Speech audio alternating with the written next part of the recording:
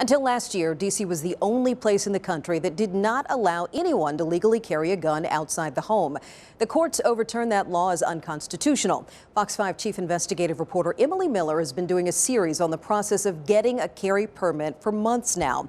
Emily is a proponent for Second Amendment rights. She is the author of a book about what it takes to register a gun in D.C. and in national gun control politics. And now Emily has an answer from D.C. Police Chief Kathy Lanier on her application to carry a gun outside the home. Now hold tight. I'll get to the police chief's answer about my application in a minute. But first, some background on how he got here. After the federal court ruled last summer, the D.C. City Council was forced to pass a law that allowed handguns to be carried in public. But they set the bar very high. To get a permit, you have to prove you have what's called special dangers. That means specific and current threats against you or your property. Well, when the law went into effect this fall, I applied. Now, 3 months later, I got Police Chief Lanier's decision about my application. At the end of October, I started by going to the firearms registration office at police headquarters. Oh, I want to apply for a gun carry permit. Yes, ma'am.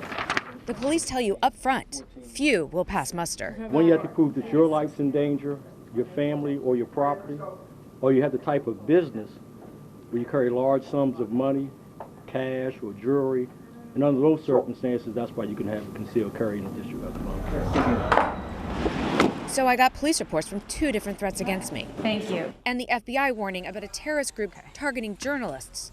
Then I turned in my application at the end of November. Okay, well, I dropped off my application in the permit office. I paid $75. It's non-refundable. I asked what happens now. They said, now you wait, because somewhere upstairs, Police Chief Kathy Lanier has 90 days to decide whether or not I get a gun carry permit. I didn't hear anything until early February.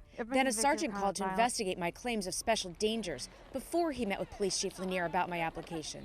The police department called me to say that Police Chief Lanier has made her decision, so I'm here to get my letter. Keep in mind, any American can apply for a D.C. permit, but only 76 have done it so far. 31 were denied, 5 canceled themselves, and 16 were approved. That means D.C. has approved 20% of applicants so far. Now, guess who was the 15th person the police chief approved?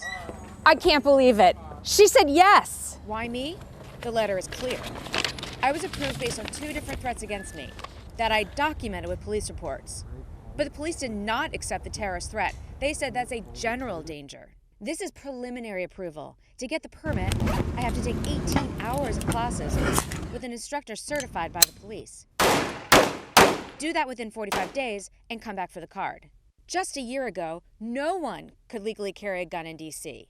Today, there are 16 of us who may exercise our Second Amendment right to bear arms.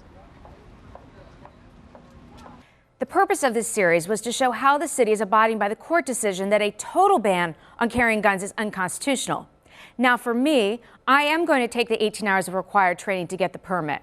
But what I do after that, whether or not I choose to carry a gun in D.C., that's a personal decision. So I'm going to keep that private. Back to you guys.